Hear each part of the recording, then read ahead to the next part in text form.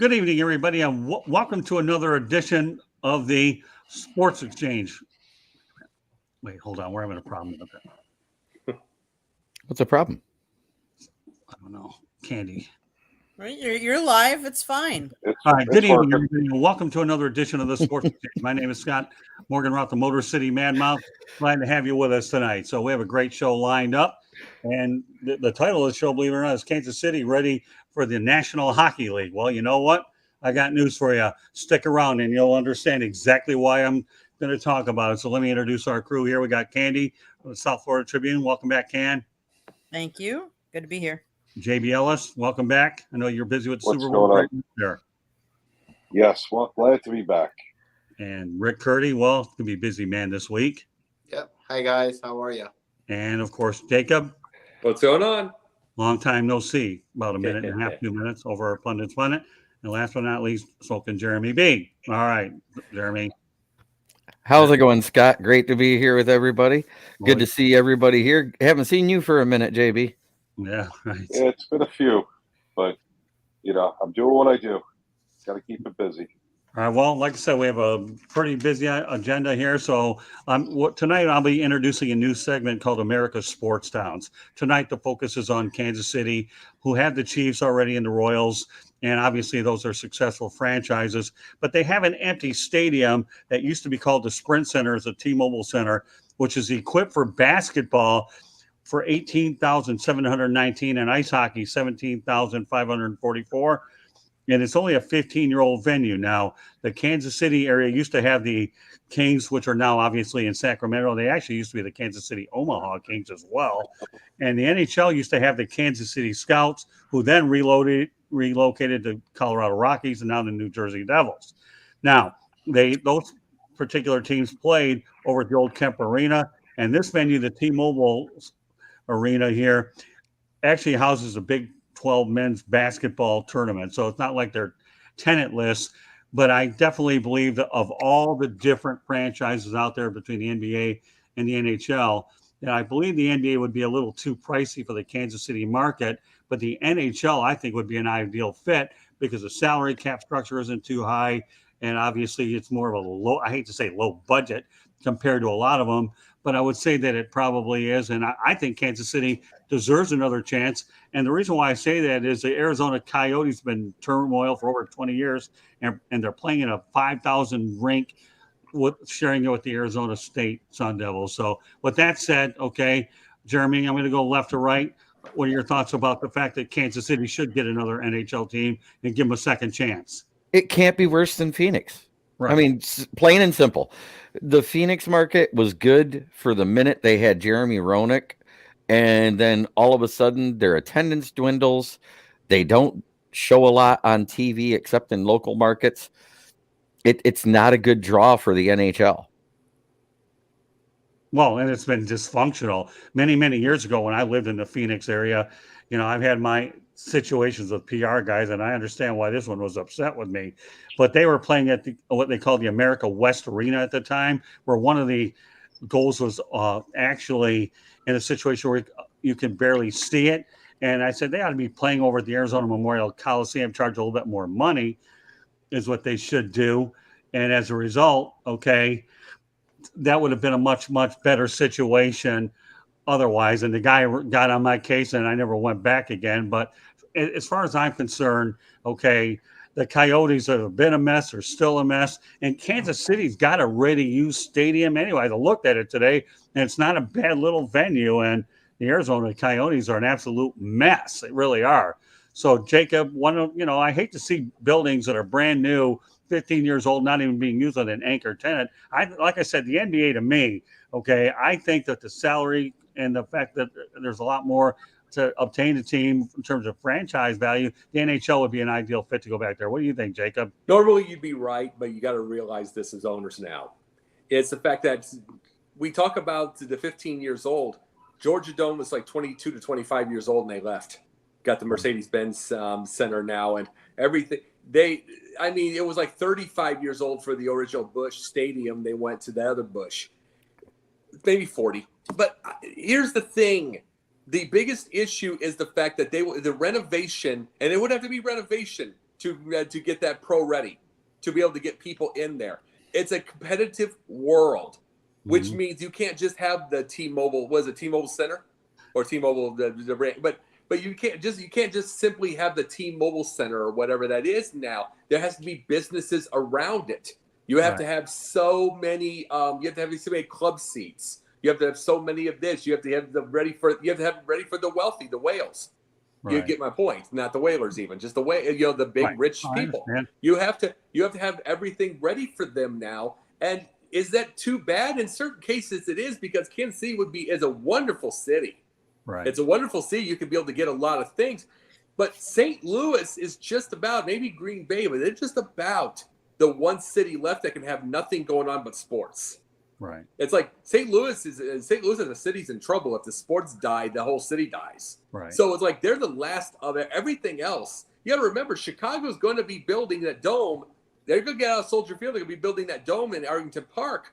That's going to be billions of dollars worth. It's a competitive market now. So yes, I would agree that 15 years old it should be used, but there would be very expensive to get that ready, because that's exactly what would be. Because otherwise, if you make it just like it is right now, like it just looks like a minor league, then people would lose interest very quickly. Well, let me tell you this, though, Jacob. That stadium is ready to house hockey. The biggest thing about Kansas City is they don't have a real winter sport. They don't have basketball and hockey. All they have is the NFL, and they have Major League Baseball. And I'll mention comments as well. I love when they come on. And Will obviously seems to hit on them all nowadays. Anyways, I agree with Scott that the KC deserves an NHL team, and Arizona's struggling for many years in the NHL. Well, I lived it, yeah. And, of course, Jennifer, why not? Let's bring Jennifer on here. Here you go, Candy. Here's one of your biggest fans there. What's up, fellas? There you go, Jennifer. Hi, Jen. There you go. So Hi, Jen. So the reality of the situation is they've got the Royals and they have the Chiefs, but they don't have a bona fide winter sport, whether it's basketball or in the NHL, which is why I'm on the bandwagon that they should get a team. When you look at all the fact that there are some other teams that could, who knows, maybe a team from Canada can move there. We've seen that happen before too, when the Nordiques, went over to Denver. So I don't want to steal Rick Curdy's thunder, but where are you going with this one, Rick? Well, do they deserve a team? Yeah. Will they get one? Probably not. Right. Arizona needs to go. The most logical place for them to go would probably be Houston, so they can have a rivalry with Dallas and Houston. I think that's what the NHL wants to do. I think Kansas City, I think they're just too much of a small market. I don't think they can support an NHL or an NBA team. So that's just my opinion on it. But do they deserve one? Absolutely. I'd love to see one there. But I don't think the NHL. I see more like Quebec getting an NHL team more than Kansas City. They need it. Yeah. Yeah, that's interesting. I don't know. I'm pulling for Kansas City nevertheless. All right, JB. Listen, hockey puts teams in very strange places. There's a team in Columbus. There's a team in Arizona which couldn't afford to pay its taxes, and now it plays in an arena the size of my bedroom. It's pretty sad with what the NHL does. A lot of the teams moved out of Canada, which is always a good spot for the NHL, and I think that's a spot where they need to get more teams. Going to Kansas City, I don't see as being the answer for the NHL. Could Kansas City host a team? Yeah, that's not a problem. But if you want to grow the NHL, hockey's a Canadian sport. It's the number one sport in Canada. In America, it's clearly number 4. Is it going to do anything for the NHL to throw a team in Kansas City? Probably not. St. Louis isn't that far. It doesn't make much sense to me. I don't see, why not just throw a team at the Barclays Center in Brooklyn since the Islanders moved to Long Island? We can have 4 teams in New York. Why not? The NHL makes no sense. But yeah, I would say go back to Canada before you go to Kansas City. And, even Houston doesn't make much sense. They could put Garrett Cole in there so they can boo him. Right? All right, well, before I turn over to Candy, let me just point out here the Sports Exchange can be heard on iHeartRadio, Apple, Spotify, Google, or wherever you get your podcast. So there you go. You can hear us anywhere you want, and you can go from there. Also, please hit the red subscribe button for South Florida Tribune. So you go to YouTube, South Florida Tribune, and then hit the red button. We're striving for 1,000 subscribers. Is there another thing I should also point out that we just incorporated? Want to be a guest? No problem. Send a topic to southfloridatribune@gmail.com, and we'll go out there and fit you in with the appropriate show with your suggestions. So we're obviously looking for more participation. If you have something worthwhile, we'd love to have you on and interact with our group of experts. All right, Candy, you're the last one here to talk about this one. Go ahead. Well, so typically when they evaluate potential locations for NHL teams, they look at three things. One, whether the market has a building or suitable arena facility. Check the box. They do. Two, the demographics of the market and whether they suggest an ability to support an NHL franchise. And three, whether there is a qualified and interested ownership to own and operate the franchise. Those are the key questions. Do I think they could host it? Sure, they could host it. But you could throw one in Milwaukee too. I mean, you could throw one in, there's a lot of different towns you could throw one in. Do they deserve it? Probably. They already have the arena, but again, so does Milwaukee. There's a lot of different towns. Like JB said, you could throw another one in New York. You could throw one in, let's face it, Jacksonville. You could throw Charlotte. Charlotte. There's a lot of different places. There's so many places. Do I think like Florida already has two teams? Do I think they need another one? No, because hockey, I think, is a cold weather sport, and you think of more of the people that practice it and play it are more northern teams. Like you said, it's a Canadian sport. It started up there. So do I think Kansas City is going to get it? No. Okay, that's fair enough. All right, on to the next topic: players' responsibilities to talk to the media. I know Jacob would love this one. Marshawn Lynch got fined $1.2 million for not talking to the media. Far cry from Steve Carlton of the Philadelphia Phillies. And by the way, for whatever it's worth, all Marshawn Lynch is doing is working for Amazon. So you know what, Mr. Mainstream Media, Jacob, I'm going to lead off with this one. Why not? And then we'll turn it around with everybody else. Give me your take on this one. The biggest thing is, why is the media? Why is these players? Why do you have to enable them to do that? Why do they have to? Why is this mandatory? For one thing, you say one tiny little detail to take it completely out of proportion. Then you've got 3 days. You got 3 days worth of a story, and it's like, and that's not fair to the players in itself. And then you find them for not talking to somebody that might ruin you if they don't like you. This is where the media is. The media is at this thing. They are there to build you up so they can tear you down, so they have themselves a story. And most of the time, the tear down is not fair. Most of the time, and sometimes they're there to tear you down immediately if they want to make a narrative. We got to remember, all they're doing is building a script without a script. They're building a story without the script. They're building it. They're just building their own little movie. They're just, I said this tonight to somebody. I'm just talking about online before shows and everything, or just even before that. I said, the internet isn't real. The media is not real.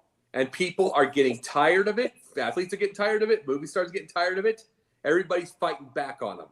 So no, it should not be. The thing is, there are enough players with the ego to want to talk to the media. They want to get out there. But this should not be mandatory. Not at all. What's your take, Jeremy? You're muted. You're muted. You're not only blind, you're deaf. Yeah, there you go. No, I hear you fine. I couldn't speak. You're That's not only mute. blind, you're deaf. I'm mute. But anyways, Jacob hit the nail on the head.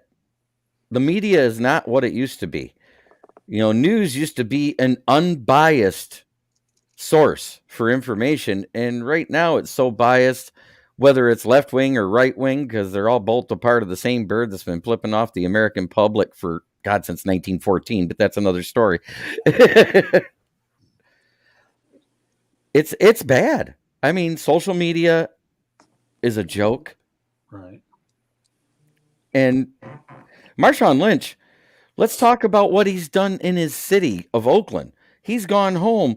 He gives out hundreds to thousands of turkey dinners to impoverished families every year. Mm-hmm. He's a great guy. Yep. I can care less that he works for Amazon making his money. Let him make his money. Yep. Okay. All right, Rick. Well, you know, I think it should depend on who wants to talk to the media and who doesn't want to talk to the media. I think the media should be allowed to ask questions, but also I think it should be depend on who you have there and who you're not. Hey, Marshawn Lynch is never going to talk to the media, so they shouldn't have to force him to do it. But they should get maybe like someone else talking to the media. So I think it can go either way. You know, it just depends who they talk to. But I agree, the it's so biased now. Social media has just destroyed our living civilization. Just the lies and the bias and all this stuff. But do I have a problem with media asking questions to them? No, as long as they're questions related to the game and all this stuff, not this gotcha questions about their personal life and all. I could care less. As long as they keep it about the game, that I don't have a problem with it. Yeah. Well, one thing to say real quick, Rick, you're correct. I'm just saying this. You're correct, Rick, and you are totally right. The biggest thing about it is there's not enough of you, and I wish there were. There's not enough of you, because if there were enough of you, they'd stop, because they lose their advertisers, they lose everything. But there's too many others that think social media and the thing what they do and the electronic world is their whole life. They don't know how to communicate properly. They don't know how to communicate face to face. They don't know how to do any of that. If there was a use out there, a bunch of use, then it wouldn't happen. Yeah, I'm going to address Will's question because I'm on the inside more or less more than you guys are. Yeah, a lot of times the players of higher stature do talk to the media, such as the captain and the head coach. So, well, what you're saying actually does happen, and locker room access has changed a little bit. And of course, communication people are enforcing things a lot more than they ever have. And of course, social media has played a part. So, with that said, JB, where are you going with this one? So, Smoke and Jeremy, Jacob, Rick, are you guys real? Because we're all media. You know, I understand that. I don't know No. where you guys can come up and say that they shouldn't, have to talk to media. It shouldn't be a pundit. requirement. Hang on. Pundit, though. You're media. Automatically you're media, right? So these guys want to get $45 million. Daniel Jones has the audacity to ask for $45 million right now. You know what? If it wasn't for the media that blew up the Super Bowl and covered every little thing that these guys do, they wouldn't be worth 10 cents. So get out of here. Yeah, but they lie. But they lie so much, though, JB. Jacob, they lie a ton. Jacob, that's on the people that run the media and the people that watch it. You have to know what's true and what's not true. We all have brains. Don't be a sheeple. Be a people. It's really simple. Think for yourself. If you can think for yourself, you're all good. We can tell what a phony story is and what isn't a phony story. These guys want to get these paychecks, $60 million in the NBA, $50 million for Lamar Jackson. They want to make this money. Guess what? Go out in front of the media. Talk about the game. Do you have to discuss things about your personal life? No, you could say, I'm not going to answer that question. And guess what? They're not there for that. They're there to cover you as an athlete in the game. And there is nothing that you can do to stop that. But once you say, no, they don't need to talk to the media, or, you start saying, Adel, this guy can take the day off because who cares? Guess what? They all suffer. And it makes everyone lose money. So bad take by all three of you below me. Well, let me get this thing here. If I can, I hope I have 56 more years left. I'd be 100 years old. I hope I have 56 more years. And in that 56 more years, if I could help even put a little dent in this multi-trillion, which will be trillion one day, multi-trillion-dollar deal, if I could put a dent and make it, it's one thing I love about the pundit and all what we do and everything is differing opinions and get around and get everything. And so let's stop the chaos and let's start talking. And that's one of the things about it is that the media has done too much chaos. But I appreciate what you say, JB. You understand. I do appreciate you. I'm saying that I want to put a dent into this and let's get a little bit of a change going. All right. Well, you know what? You are, because you're doing it. Yeah. I'm doing it. Scott's doing it. Right. Jeremy's doing it. Rick, Candy. We're all doing it. We're not the people that are out there that are doing the gotcha media BS. Yeah. We're covering the athletes as athletes. We're not looking to hang them out to dry or whatever. That's not our goal. So we are doing it. The problem is people like clickbait. It's what sells. So, and it's a sheeple problem. Yeah. People are sheeple. Once they stop and start thinking for themselves, this will all change. But I can tell you we all have a part in that. You know, the whole crew that went out to the Super Bowl, every NFL player that gets paid should be thanking every media member that packed Radio Row, went to opening night, covered all those events. Because why are they getting their paychecks? Because the NFL is the biggest thing because everybody was out there, you know, and baseball and hockey and all these other sports got to figure that out. It's simple. The more coverage, the more money. Right. Yeah, no doubt about it. Candy, you're on the inside with me, and then I have some strong opinions comparable to what JB is because obviously I've been around it a long time. But I want Candy to go first, and then JB, I'm with you, but I have a few other ideas as well. Go ahead, Candy. So players are paid to perform, but in the NFL collective bargaining agreement, it states in there that they have to talk to. They agreed in their CBA collective bargaining agreement. They agreed to the press requirements, which means they need to talk to the media. Yes, the TMZs of the world and the sensationalized media, they don't have to, they can just say no comment when they talk about, if they ask questions that they don't need to. But like JB says, we're attracted to talking to them. It's to their advantage to talk to us. You know, look at how, let's face it. Let's look at how long Aaron Rodgers has been in the media since the off season. And he's not necessarily even going to play next year, but everybody's talking with him. Oh, he's going into a 4-day darkness, and we're all talking about it because we want to learn more. We want that. That raises his stock. That's why he's getting paid as much. That's raising all the NFL players' salaries because we're still talking about the NFL season, and yet it's been over for how long? They need the media to help feed the advertisers, the advertising money to come in to pay them, the networks that are paying him, the online now, you know, let's do Prime. They're paying how much to have one game, you know, a night on Thursday nights. $78 million. Exactly. They need the media to ask these questions to drum up more interest in their sport. Period. All right. Well, now that everybody's had their say about it, I can tell you right now that without the media, nobody would know anything about these athletes. None of them, dating back to 9 million years later. Okay.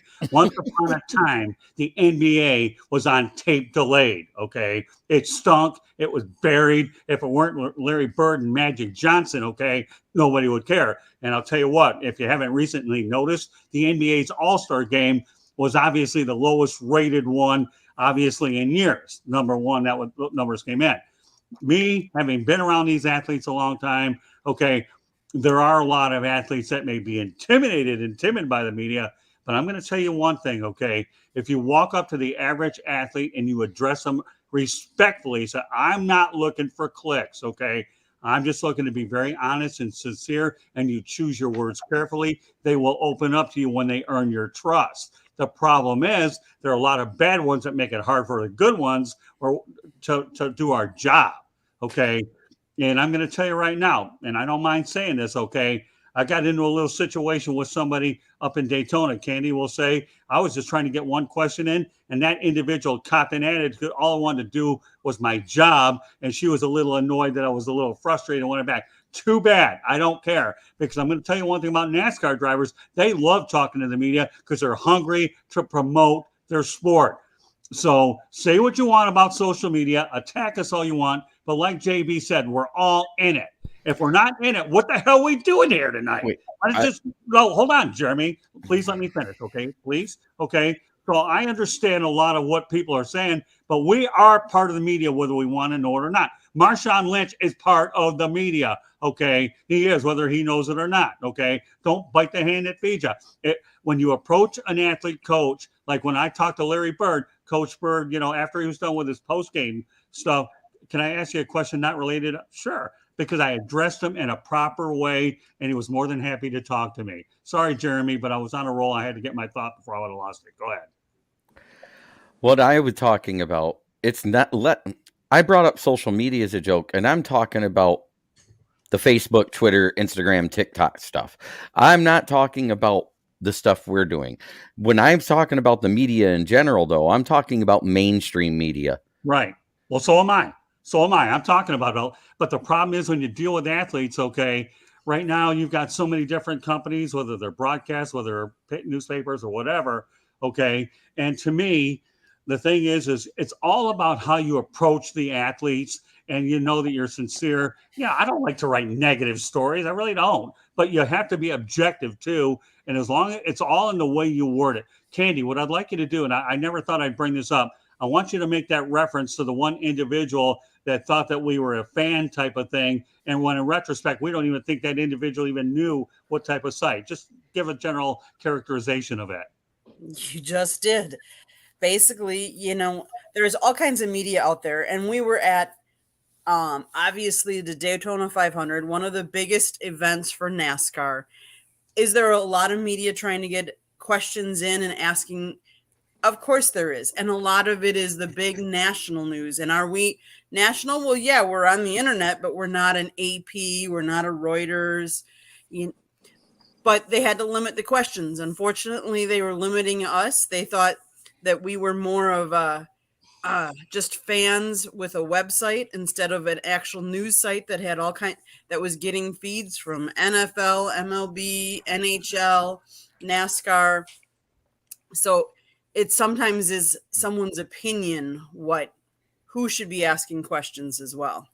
Right. And I was annoyed by the individual because I don't feel she did her research on our publication to make such an idiotic statement. I'll leave it alone there. But the reality is if you approach an athlete respectfully, and they need us, okay, they really do, so that we can build them up.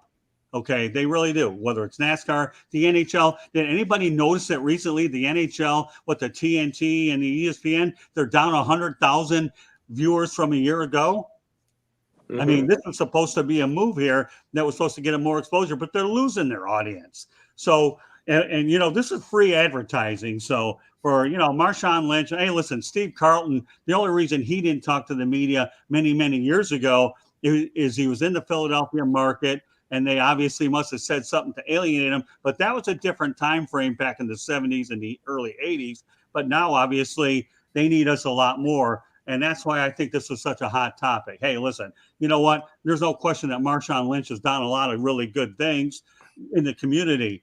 But you know what? He played the media well because he got back in it. I think Marshawn Lynch is a very shrewd individual. Being $1.2 million, nothing for this guy because now he's embracing it.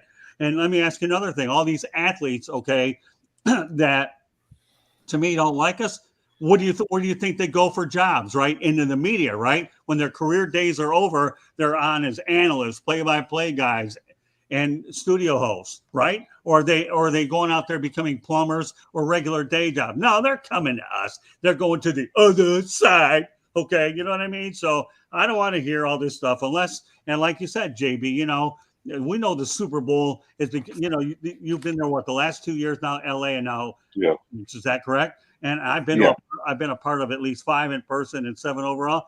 And I'm going to tell you, many years ago, there were a lot of people, but they used to cart us all over town. And I'm going to tell you, the players love talking to you. Sometimes I think, which is a little difficult, is it's all in the certain media members, how they phrase a question. So you have to choose your words a little bit more carefully. But they need us more than we need them. I hate to say this. What do you think, JB? No, I think it's very equal. Without them, I'm not talking. I could talk about sports, but I'm not going to get the same type of feel because I'm not in the game. And without us, they're not going to get the publicity. Right. Well, so I think it's very symbiotic. Yeah, but regardless, and I come from a different era where we built it up to a point where it's symbiotic. But once upon a time, nobody knew anything about them, which is why I made my reference in the manner that I did. Now, obviously, the pendulum, as they say, is switching a little bit over where it's become more equal. But once upon a time, okay, it wasn't that way before. So I'm glad we had a chance to address this topic. I know it's a hot topic. That's why I thought it was important to address it. One other topic I want to get to, I know you guys got Confidential a little while. And only one more to go. And this should be a relatively easier one compared to the one we just got done with. The MLS is expanding their playoffs to 18 teams. So it's altering their format. top 9 finishers from each of its 2 conferences, but you got 62% of the league's teams. Is a regular season meaningful? Because I know all sports are increasing the amount of playoff participants. The NBA even has their play-in tournament. So, I guess we can just make this a very easy one. I want to give you guys parting shots, okay? At what point is enough where, what percentage should the playoff participation be? 62% appears to be a little too high for my taste. JB, I'm going to let you start off on this one. Listen, the MLS is already in trouble because it's not very good with their play. If you sit there and watch any soccer, you're a soccer fan. European soccer is a million times ahead. The MLS has to first get better with their players. You can have every team make the playoffs. Right now, to me, it doesn't matter. I'm not watching it. And it's a shame because I can actually go to an MLS games. I have 2 teams close to me. So I would love to go if I thought the play was decent. As far as expanding the playoffs, everybody's doing it. I think, it's where the money is playoff games. It's a shame because it almost does make the regular season meaningless. But I think the key to the MLS is first increase the value on the field, and then you can have the playoffs like they are. Fair enough. Rick? I've been talking about soccer, as we call it here in the United States, football. We call it soccer. It's never going to be popular. I don't care what you do with it. You can set them on fire if you want. People are still going to watch football and basketball and Major League Baseball. MLS, like I said, Major League Soccer is a European Latino sport. Has it gotten popular? Yes. Will it ever overtake the other 3 sports? No. So whatever they do with it, I don't care. I'm not going to watch it. I have a team here that I could literally take a bus and I'll be uptown and I'm there. Am I going to go see it? Not really, because it's just, I'm not interested in it. So whatever they do, whether they expand, they can pay me $1 million to watch it. I'm just not interested. So like I said, it's never, ever going to be a popular sport. And I'm sorry, USA, they can get whoever they want. They're never going to win a World Cup. Sorry.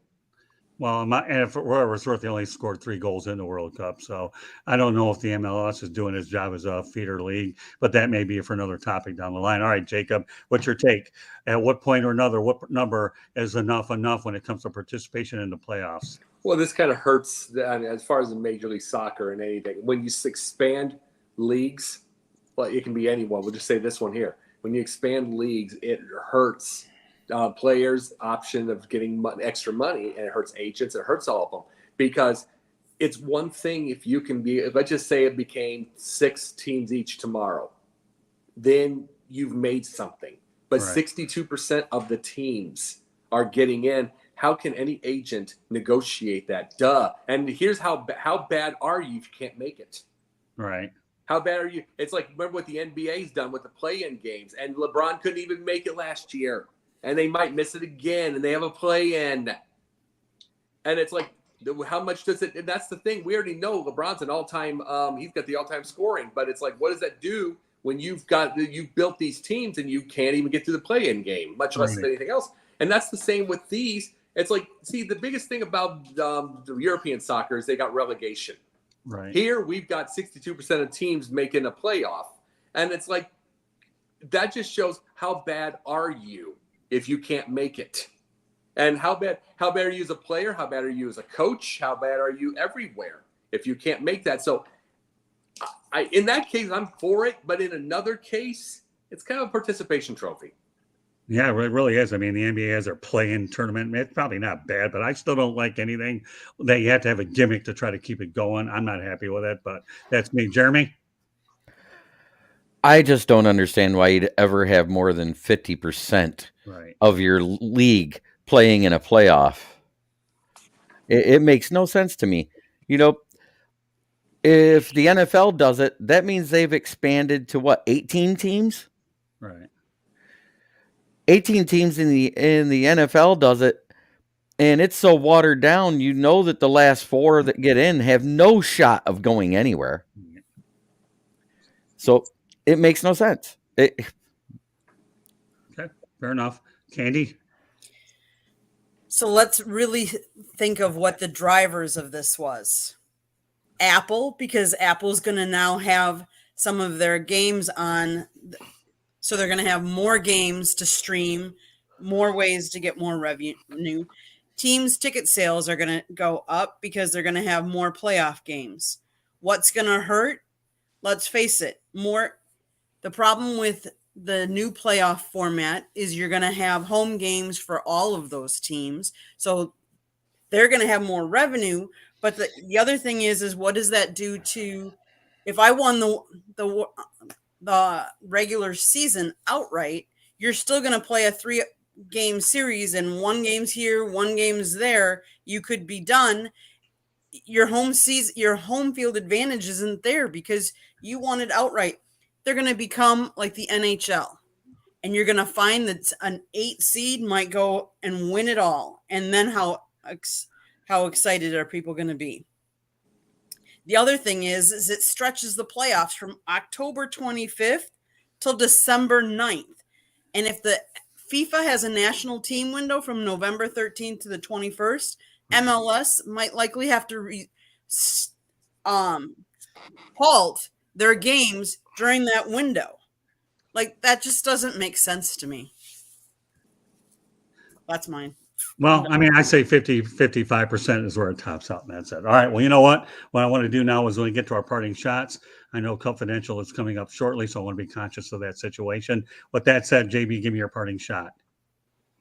Listen, looking at coming back from the Super Bowl, seeing what the NFL does and working with the other leagues, I think, we spoke just a couple of minutes ago of how important it is for players to talk to the media and what we said about it. I think the other leagues have to find a way to have a Super Bowl type event where you can get media from all throughout the country to come in a room and have a radio row type situation and build up that sport, because for a week, the whole world stops in the sports world and it's all about the Super Bowl. Every legend that's ever been in the NFL that's alive walks through that room. They talk to 40 or 50 people a day. Me, who's been in the business under 5 years, talks to some of the greatest players of all time. And Sirius XM, which is the biggest radio thing going right now, talks to them as well. So, it puts everyone on the equal footing. It gets the NFL out there, and that's why they're number one by far. And the other sports need to learn how to find a way to do that, because it can be done. Rick? Well, we've been talking about like the media and all this, hypocrisy and all this stuff, but our athletes are hypocrites. And one hypocrite, well, I'm kind of surprised at Steph Curry. Come on, Steph. I mean, Steph Curry lives in a $30 million mansion, lives in Silicon Valley, where the average income is like $6 million. That's the average income where he lives, okay? And apparently he and some of his neighbors are petitioning to not have affordable family housing in his area. Now, this is the same Steph Curry that goes around, talks about equality and fairness, and we're all in the same league. Well, apparently not when you live in a $30 million mansion and you're rejecting family affordable housing. So, Steph, disappointed to hear that. He sounds like a hypocrite when he goes around. But a lot of these athletes are like that. They go around with their bullhorns and talk about this and talk about that. And majority of them live in rich white areas. Their kids go to rich white schools, and they have rich white neighbors. They're hypocrites, man. And some of these young people need to stop idolizing a lot of these athletes because they're hypocrites. Go idolize. You want a role model? Your parents, your teachers, somebody. These athletes are they're not role models, and a lot of them are just complete hypocrites. And unfortunately, Steph Curry falls in that same league. Okay, Jacob. JB, during one of our deals, you made a really good point to me. And I wasn't trying to ever knock what we do. I want to explain this. I saw a sign that was a little bit of a joke.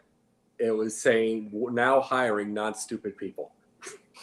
I saw that. Everybody's seen this type of thought. Here's the thing. Maybe I'm angry because no matter which side you go to and which philosophy you are, the media is a show. Maybe I'm angry at that because I want information. The biggest thing I love with Sideline Sports is we go for information. Maybe I'm angry that we have too many stupid people and not enough non-stupid. Maybe I'm mad at that. Maybe JB had to remind me that we are media. He has to remind me all the time because I'm having fun here. We all want to, mind you, we all want to make money doing this, but I love this with every bit of my being. What we do is Sideline Sports. I love looking for what we do, trying to make money. I love doing the shows, everything. But the thing is, if I could put a dent into anything in this world, I'm part of 6 podcasts, 3 of my own. And if I could put any dent into this world before I go off the mortal coil, one day, hopefully that's 56 years, at least. If I can make that one thing, it's to put a dent in the stupidity of everybody. If I could try, if we could get anything. That means we all talk, we all get information, we agree, disagree, we do all that stuff, and we get information. Because it's supposed to be the information age. But we add just as much stupidity to it. And it's time we do. So what he says, we are changing something with Sideline Sports. I completely will agree, and I do forget that sometimes. I want Sideline to be able to change things, make the big boys start to do the same thing. Let's quit the chaos. Let's get information. Let's quit the lying. Let's get some information out there. Okay, Jeremy. My parting shot is, we talk about players and their availability to media, and we talk about all these other things. But let's talk about somebody that, something that got swept under the rug, yet he's still considered one of the greatest ever and got to be there at the All-Star game judging on the panel of the NBA All-Star game for the dunk contest. And that's Karl Malone. When he was 20 years old, it was reported and proven that he got a 12-year-old girl pregnant. Yet that got swept under the rug and pushed aside so he could have a good career in the NBA and became an NBA darling. And then to have the NBA put him on an all-star panel judging thing like that, front and center, it's kind of disgusting. Okay. Candy? I never thought my parting shot would ever be this, but kudos to the PGA Tour and the LPGA. They're joining forces this fall. They're going to play together in a Grant Thornton Invitational, a new co-sanctioned tournament the tours were announced Wednesday. The event debuts December 4th through the 10th in Naples, Florida.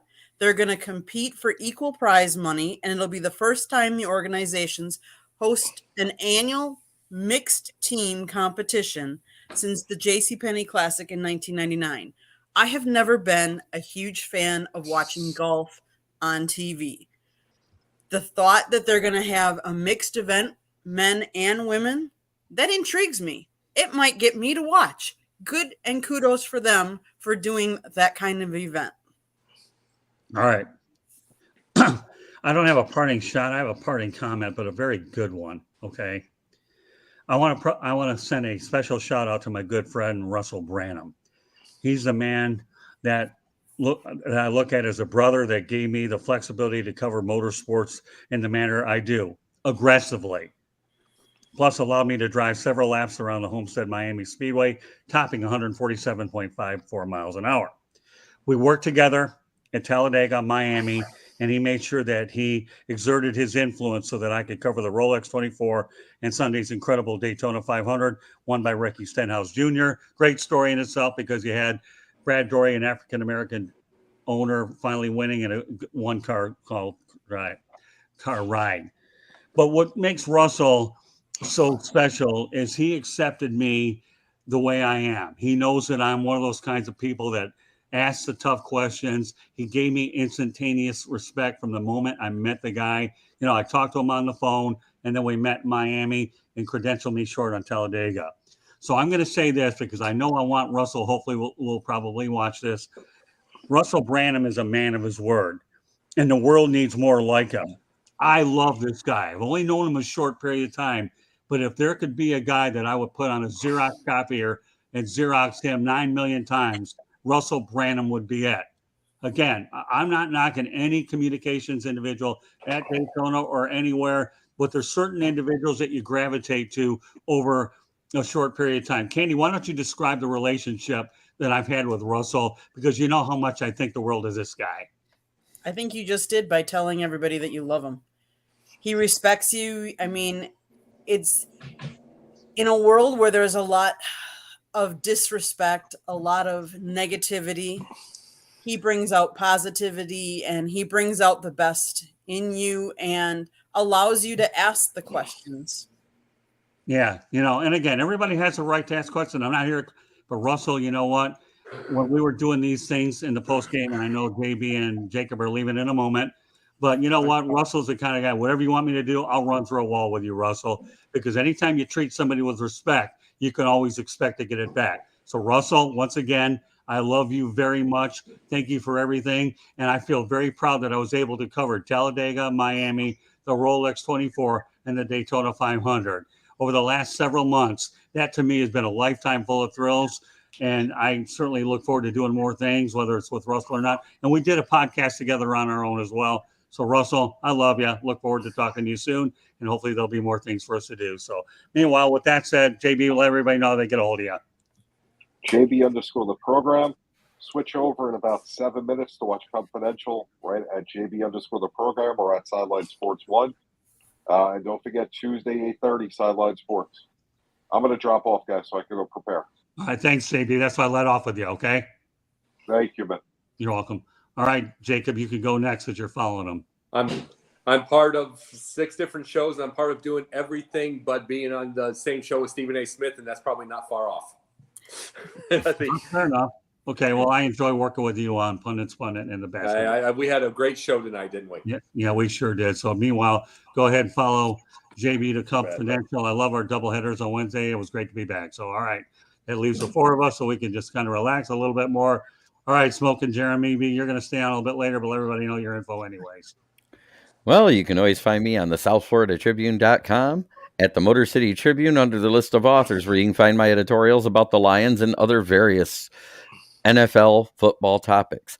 You can also find me at Kneecap Biting with Smoke and Jeremy B, where I do a show every other Wednesday this off season covering the NFL, and every Friday I cover the Lions specifically. Then you can find me on any of the shows on the South Florida Tribune channel, and I bounce around from here, there, and everywhere. Rick? You can find me on my website, www.charlottebats.com. We have a petition on there, and please sign it. We're trying to bring Major League Baseball to Charlotte, North Carolina. I'm also on Facebook at Charlotte MLB, Charlotte Bats Baseball. I'm on Instagram at Charlotte Bats, Twitter, Charlotte Bats Baseball, and I'm also on LinkedIn under Rick Curdy. And if you have any comments or questions, you can email me at cltbatsbaseball@gmail.com. And I should point out, Rick does a sensational job promoting all the South Florida Tribune content on social media. We're very grateful. And of course, he appears on a fair amount of shows. He's a very versatile individual. And every now and then he's come a long way. He's actually learning how to be a journalist. So that's good stuff. I get some of my crazy habits rubbed off on you just a little bit. All right, Candy, take us home. So if you like this show, you can find others on South Florida Tribune YouTube channel. Like, share. Want to be a part of it? Send us an idea and maybe we'll put you on as a guest next time.